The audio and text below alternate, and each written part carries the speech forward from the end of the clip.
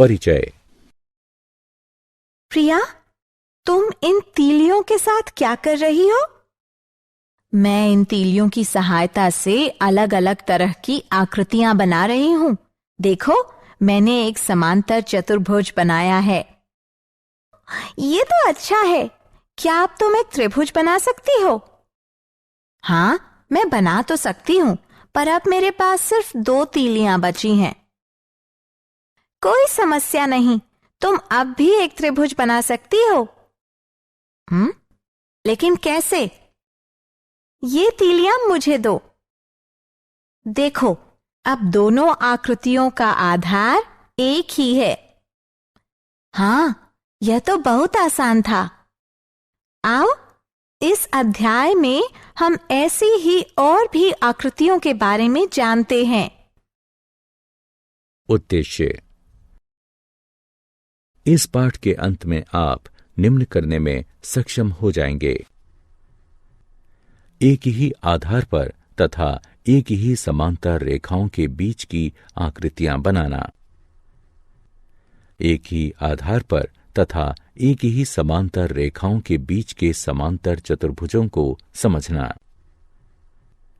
एक ही आधार पर तथा एक ही समांतर रेखाओं के बीच के त्रिभुजों को समझना।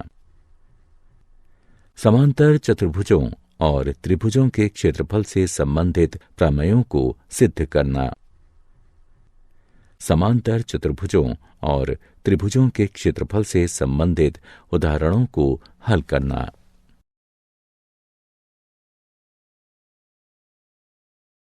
परिभाषाएं।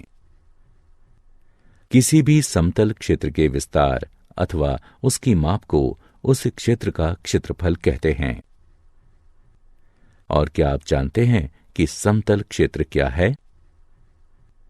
किसी समतल का वह भाग जो किसी बंद आकृति के अंदर हो, वह उसी आकृति का समतल क्षेत्र कहलाता है। 2 सर्वांग सम आकृतियों के क्षेत्रफल समान होते हैं, लेकिन समान क्षेत्रफल वाली आकृतियां सर्वांग सम हों, यह आवश्यक नहीं है। किसी आकृति के क्षेत्रफल को AR से भी दर्शाया जा सकता है। उदाहरण के लिए, त्रिभुज ABC का क्षेत्रफल के स्थान पर AR ABC भी लिखा जा सकता है।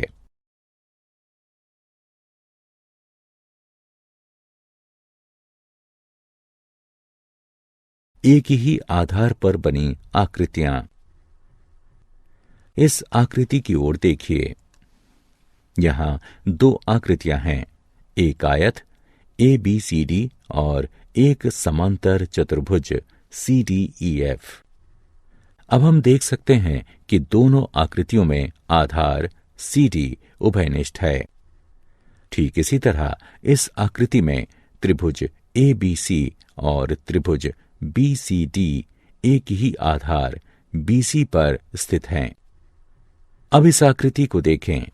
इसमें एक त्रिभुज ECD और एक समांतर चतुर्भुज ABCD दोनों एक आधार यानी CD पर स्थित हैं।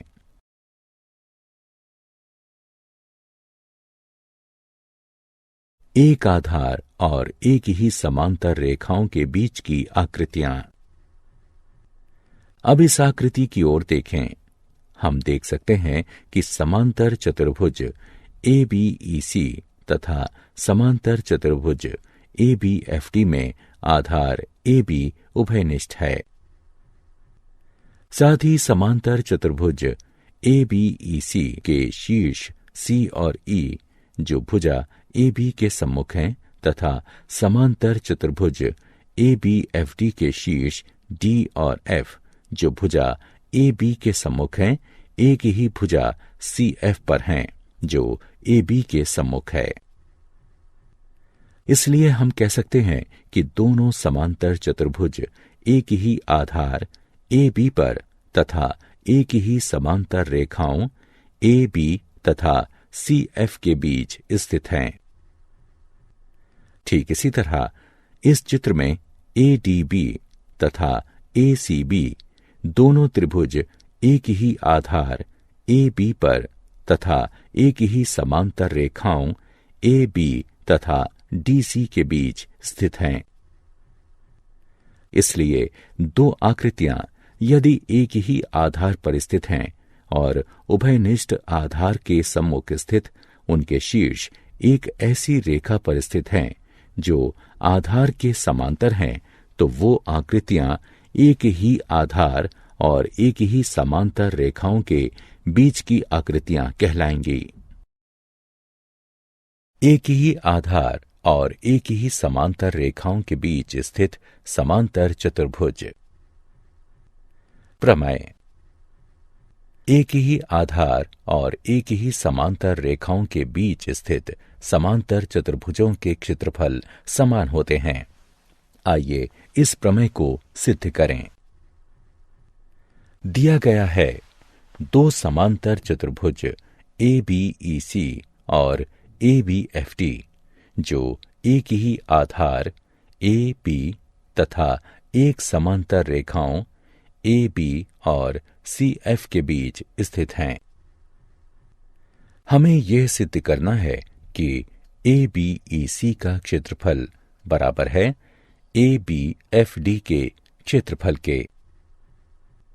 त्रिभुज ए डी सी और त्रिभुज बी ई एफ में कोण ए सी डी बराबर है कोण बी ई एफ के, क्योंकि ये समांतर रेखाओं ए सी सर्वांगसम बी ई तथा त्रियक रेखा सी एफ के संगत कोण हैं। इसे समीकरण 1 से चिन्हित कीजिए। कोण ए डी सी बराबर है कोण बी एफ ई के, क्योंकि ये समांतर रेखाओं ए डी सर्वांगसम बी एफ तथा त्रियक रेखा सी एफ के संगत कोण हैं। इसे समीकरण 2 से चिन्हित कीजिए। इसलिए त्रिभुज के कोण योग गुण के अनुसार कोण सी ए डी बराबर है कोण ई बी एफ के। इसे समीकरण 3 से चिन्हित कीजिए। साथ ही ए सी बराबर है बी ई के। ये समांतर चतुर्भुज ए बी ई सी की सम्मुख भुजाएं हैं। इसे समीकरण 4 से चिन्हित कीजिए। इसलिए ए एस ए नियम द्वारा समीकरण 1, 3, 4 का प्रयोग करते हुए त्रिभुज ए डी सी और त्रिभुज बी ई एफ सर्वांगसम हैं। जो कि सर्वांगसम आकृतियों के क्षेत्रफल समान होते हैं, इसलिए ए डी सी का क्षेत्रफल बराबर है बी ई एफ के क्षेत्रफल के। इसे समीकरण 5 के रूप में चिन्हित कीजिए। अब ए बी ई सी का क्षेत्रफल बराबर है ए डी सी के क्षेत्रफल जमा ए बी ई डी के क्षेत्रफल के। हम जानते हैं कि ए डी सी बराबर है बी ई एफ के। इसलिए हम इसे इस तरह भी लिख सकते हैं कि समीकरण 5 का उपयोग करते हुए ए बी ई सी का क्षेत्रफल बराबर है बी ई एफ के क्षेत्रफल जमा ई डी ए बी के क्षेत्रफल के, जो ए बी एफ टी के क्षेत्रफल के बराबर है। इसलिए समांतर चतुर्भुज ए बी ई सी तथा ए बी एफ टी दोनों के क्षेत्रफल बराबर हैं।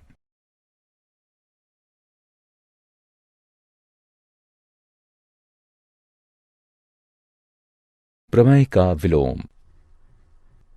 अब हम सिद्ध कर चुके हैं कि एक ही आधार और एक ही समांतर रेखाओं के बीच स्थित समांतर चतुर्भुजों के क्षेत्रफल समान होते हैं। इस प्रमेय का विलोम भी सत्य है, जिसके अनुसार एक ही आधार पर स्थित समान क्षेत्रफल वाले समांतर चतुर्भुज एक ही समांतर रेखाओं के बीच स्थित होते हैं।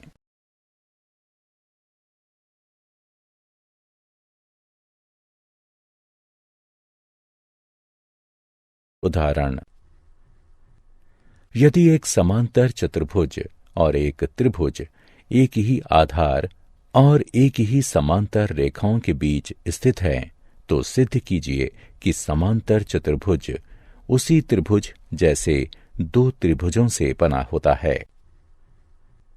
मान लेते हैं कि एक उभयनिष्ठ आधार BC पर और एक ही समांतर रेखाओं AE और BC के बीच समांतर चतुर्भुज ABCD और एक त्रिभुज EBC स्थित है। अब सिद्ध करते हैं कि समांतर चतुर्भुज ABCD त्रिभुज EBC जैसे दो त्रिभुजों से बना है। रचना। रेखा AC खींचिए।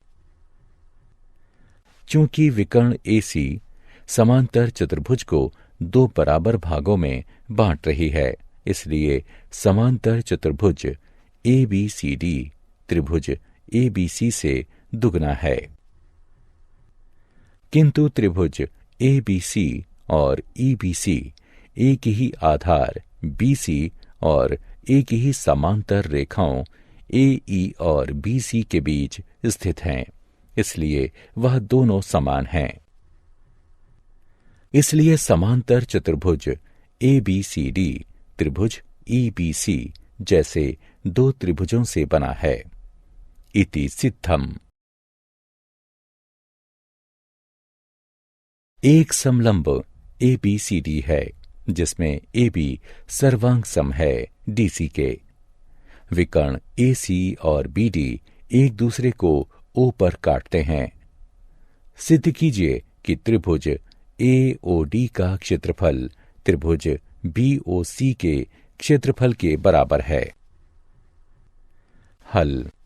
यह देखा जा सकता है कि त्रिभुज DAC और त्रिभुज DBC एक ही आधार DC पर और एक ही समांतर रेखाओं AB और CD के बीच स्थित हैं। इसलिए त्रिभुज DAC का क्षेत्रफल बराबर है त्रिभुज DBC के क्षेत्रफल के। अर्थात त्रिभुज DAC का क्षेत्रफल घटा त्रिभुज DOC का क्षेत्रफल बराबर त्रिभुज DBC का क्षेत्रफल घटा त्रिभुज DOC का क्षेत्रफल। और इस प्रकार त्रिभुज AOD का क्षेत्रफल त्रिभुज BOC के क्षेत्रफल के बराबर है।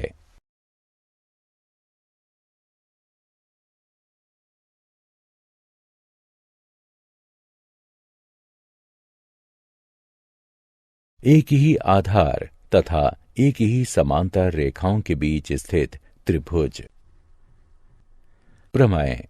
एक ही आधार या बराबर आधारों और एक ही समांतर रेखाओं के बीच स्थित त्रिभुजों के क्षेत्रफल समान होते हैं। दिया गया है एक ही आधार BC और एक ही समांतर रेखाओं BC तथा AD के बीच स्थित दो त्रिभुज ABC और DBC हैं। सिद्ध करना है त्रिभुज ABC का क्षेत्रफल बराबर है त्रिभुज DBC के क्षेत्रफल के। रचना। B से होते हुए CA के समांतर E पर बनी DA को काटती हुई BE खींचिए और C से होते हुए BD के समांतर F पर बनी AD को काटती हुई CF रेखा खींचिए। उत्पत्ति।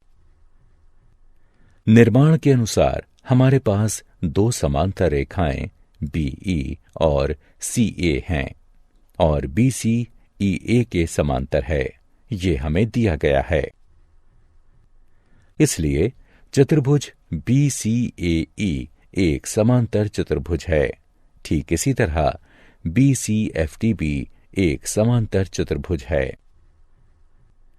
अब समांतर चतुर्भुज BCAE तथा समांतर चतुर्भुज BCFD एक ही आधार BC तथा एक ही समांतर रेखाओं BC तथा AD के बीच स्थित हैं।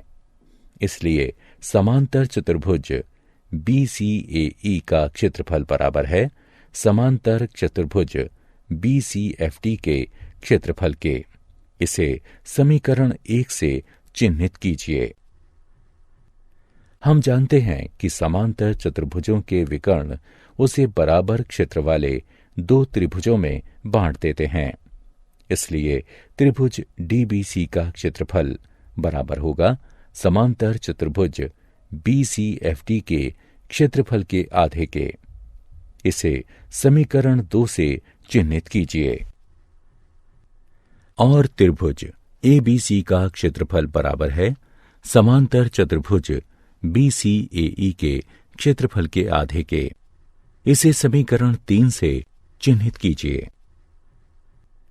अब समीकरण 1 से समांतर चतुर्भुज BCAE का क्षेत्रफल बराबर है समांतर चतुर्भुज BCFD के क्षेत्रफल के। इसलिए समांतर चतुर्भुज BCFD का आधा क्षेत्रफल बराबर है समांतर चतुर्भुज BCAE के आधे क्षेत्रफल के। इसलिए सिद्ध होता है कि त्रिभुज ABC का क्षेत्रफल बराबर है त्रिभुज DBC के क्षेत्रफल के।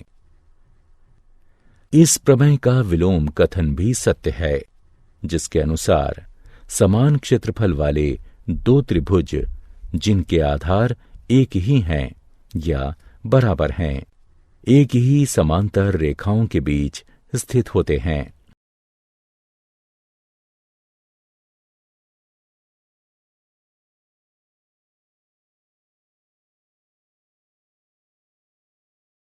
उदाहरण, एक त्रिभुज ABC में E माध्यिका AD का मध्य बिंदु है। सिद्ध कीजिए कि त्रिभुज BED का क्षेत्रफल बराबर है 1/4 त्रिभुज ABC के क्षेत्रफल के। हल दिया गया है AD त्रिभुज ABC की माध्यिका है, इसलिए यह त्रिभुज ABC को बराबर क्षेत्रफल वाले दो त्रिभुजों में बांटेगा। इसलिए त्रिभुज ABD का क्षेत्रफल बराबर है त्रिभुज ACD के क्षेत्रफल के। इसके अनुसार त्रिभुज ABD का क्षेत्रफल बराबर है 1/2 त्रिभुज ABC के क्षेत्रफल के। इसे समीकरण 1 से चिन्हित करें। त्रिभुज ABD में AD का मध्य बिंदु E है, इसलिए BE माध्यिका है। इसलिए त्रिभुज BED का क्षेत्रफल बराबर है त्रिभुज ABE के क्षेत्रफल के। अर्थात त्रिभुज BED का क्षेत्रफल बराबर है 1/2 त्रिभुज ABD के क्षेत्रफल के।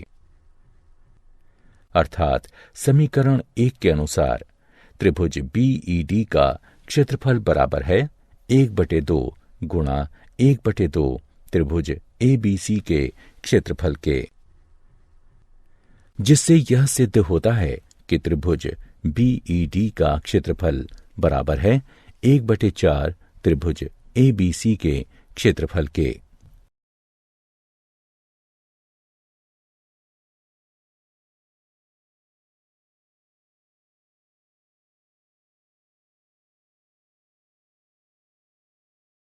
सिद्ध करिए कि किसी समांतर चतुर्भुज के विकर्ण उसे बराबर क्षेत्रफल वाले 4 त्रिभुजों में विभाजित कर देते हैं। हल। हम जानते हैं कि समांतर चतुर्भुज के विकर्ण एक दूसरे को समद्विभाजित करते हैं। इसलिए O, AC और BD का मध्य बिंदु है। त्रिभुज ABC में BO माध्यिका है, इसलिए यह इसे बराबर क्षेत्रफल वाले दो त्रिभुजों में विभाजित करेगा। इसलिए त्रिभुज AOB का क्षेत्रफल बराबर है त्रिभुज BOC के क्षेत्रफल के। इसे समीकरण 1 से चिन्हित करें। त्रिभुज BCD में CO माध्यिका है, इसलिए त्रिभुज BOC का क्षेत्रफल बराबर है त्रिभुज COD के क्षेत्रफल के। इसे समीकरण 2 से चिह्नित कीजिए। ठीक इसी तरह त्रिभुज COD का क्षेत्रफल बराबर है त्रिभुज AOD के क्षेत्रफल के। इसे समीकरण 3 से चिह्नित करें। समीकरण 1, 2 और 3 से हमें यह पता चलता है कि त्रिभुज AOB का क्षेत्रफल बराबर है त्रिभुज BOC के क्षेत्रफल के, जो कि बराबर है त्रिभुज COD के क्षेत्रफल के, जो कि बराबर है त्रिभुज AOD के क्षेत्रफल के। इसलिए यह सिद्ध हुआ कि किसी समांतर चतुर्भुज के विकर्ण उसे बराबर क्षेत्रफल वाले 4 त्रिभुजों में विभाजित कर देते हैं। क्या आप जानते हैं, सिकंदरिया के हीरोन 1 शताब्दी ईसा पूर्व ने त्रिभुज के क्षेत्रफल के सूत्र की खोज की थी। गणित के इतिहास में वह सबसे अधिक इसी सूत्र के कारण जाने जाते हैं, जिसका नाम उन्हीं के नाम पर है।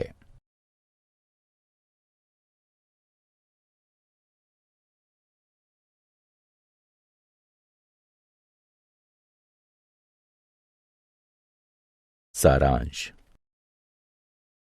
आइए हमने जो कुछ सीखा है उसे संक्षेप में दोहराएं। किसी आकृति का क्षेत्रफल वह संख्या किसी इकाई में है जो उस आकृति के अंदर आने वाले समतल को दर्शाती है। 2 सर्वांग सम आकृतियों के क्षेत्रफल बराबर होते हैं, लेकिन इस कथन का विलोम भी सही हो ये आवश्यक नहीं है। 2 आकृतियां यदि एक ही आधार पर स्थित हैं और उभयनिष्ठ आधार के सम्मुख स्थित उनके शीर्ष एक ऐसी रेखा पर स्थित है जो आधार के समांतर हैं, तो वो आकृतियां एक ही आधार और एक ही समांतर रेखाओं के बीच की आकृतियां कहलाएंगी। एक ही आधार या बराबर आधारों और एक ही समांतर रेखाओं के बीच स्थित समांतर चतुर्भुजों के क्षेत्रफल बराबर होते हैं। एक ही आधार या बराबर आधारों पर स्थित समान क्षेत्रफल वाले समांतर चतुर्भुज एक ही समांतर रेखाओं के बीच स्थित होते हैं।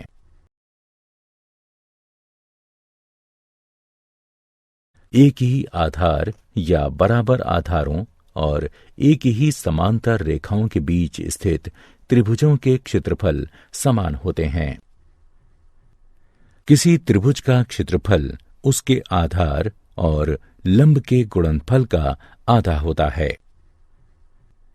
एक ही आधार या बराबर आधारों पर स्थित समान क्षेत्रफल वाले त्रिभुज एक ही समांतर रेखाओं के बीच स्थित होते हैं।